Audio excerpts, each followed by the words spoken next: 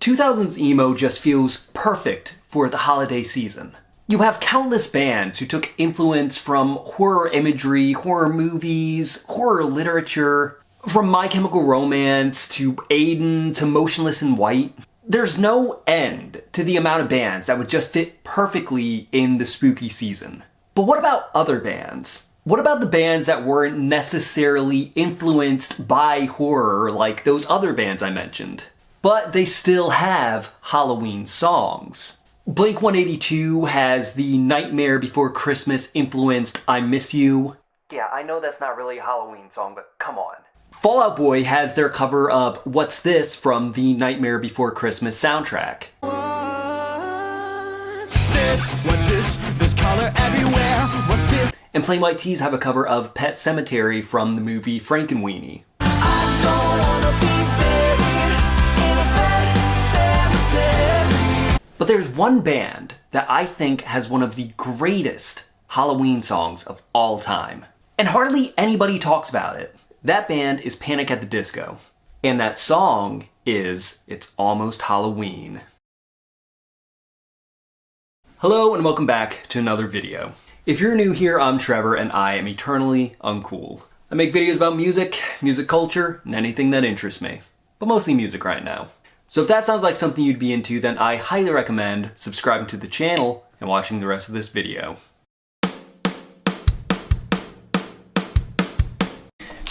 Huh? I don't think anyone really associates Panic at the Disco with Halloween.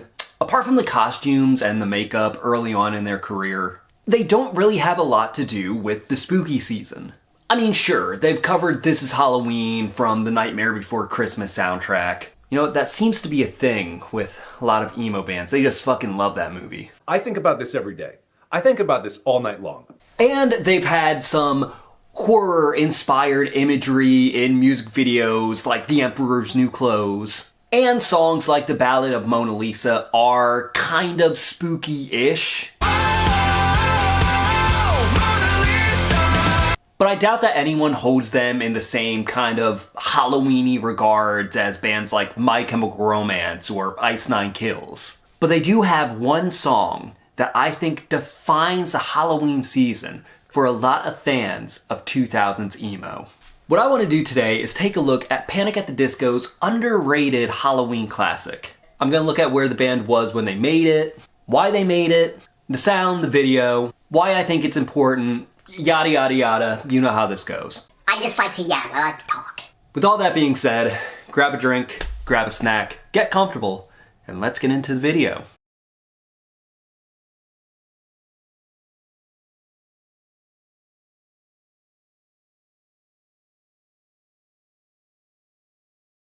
By 2008, Panic at the Disco had already established themselves as one of the biggest newcomers in pop punk and emo. Their debut album, A Fever You Can't Sweat Out, had put them on the same level as their mentors in Fall Out Boy. Let's try that again, I said mentors. With heavily literate songs and uniquely theatrical vocals and a unique stage presence. They released their sophomore album, Pretty Odd, in March of 2008. This album was a massive difference from their debut. Fever had a really theatrical sound, very like baroque, kind of circusy. And Pretty Odd took more influence from like 60s rock and roll and pop like the Beatles and the Zombies. Feeling so good, just the way that we do when it's 9 in the afternoon. The album was kind of divisive amongst fans of the first album who just loved that aesthetic and that sound. But some critics really liked the more mature sound and retro rock aesthetic. I've spoken about this era a bunch of times, and I'm sure you don't want to hear me rehash it all again. But I just wanted to give you guys a little bit of background on where Panic was when they started writing and releasing this Halloween banger.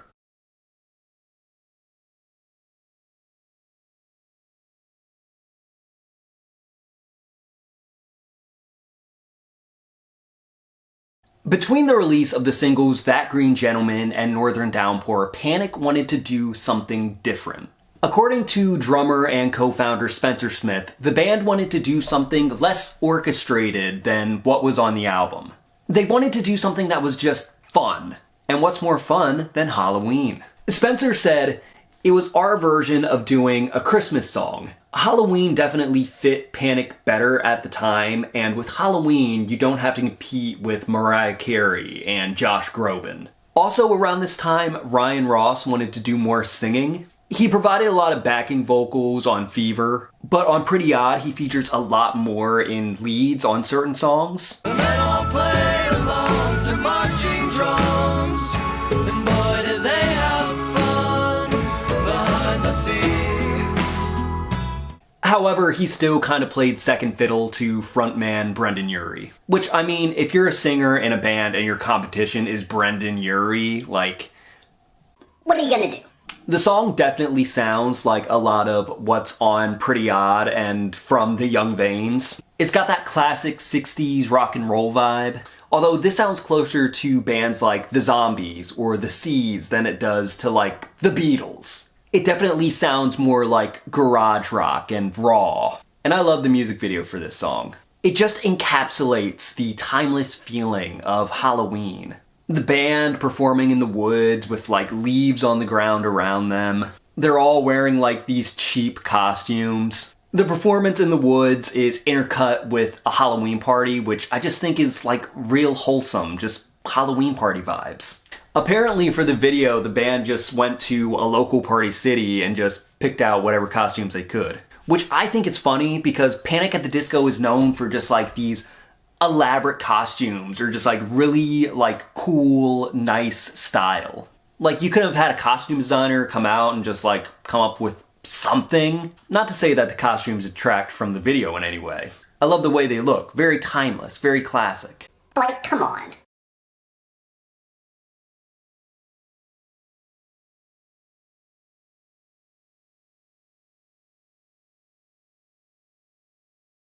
This song has floated around amongst Panic fans and the emo world for a few years now.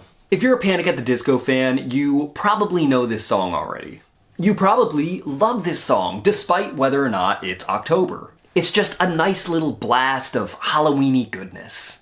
The song is even getting talked about all these years later.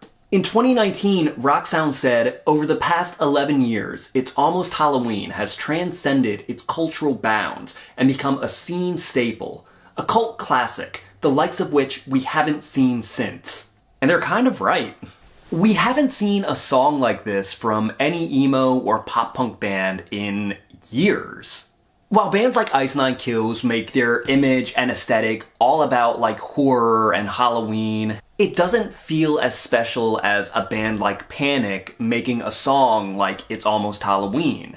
I mean, they wrote this song, they recorded it, they filmed a whole video, and it doesn't appear on any album. It just felt like this once-in-a-generation type of thing that continues to thrive even all of these years later. Just like some of the best Halloween media of all time. What's your opinion on Panic at the Disco's It's Almost Halloween? Does it get you in the Halloween spirit? Do you think there's any newer songs that are comparable? Is there even a modern band that can do something comparable? Let me know in the comments. That's gonna do it for today's video. I know it was kinda shorter than my usual videos, but it's been a busy day for me and I just need to get something out. I had to go to the eye doctor, I had to get my tires changed, it's been a whole mess. But if you did enjoy it, then I highly recommend smashing that like button and sharing this video with everyone you know. I'm a small, independent content creator who does everything on his own. And I'm really trying to grow my channel, so every like, every comment, every share, any interaction with this video at all really helps me out a lot. I'm also trying to grow my Instagram, so if you want to follow me there, you can. But with all that being said, thank you for watching. As always, I'm Trevor. Stay uncool. And that's the end of the video. Goodbye.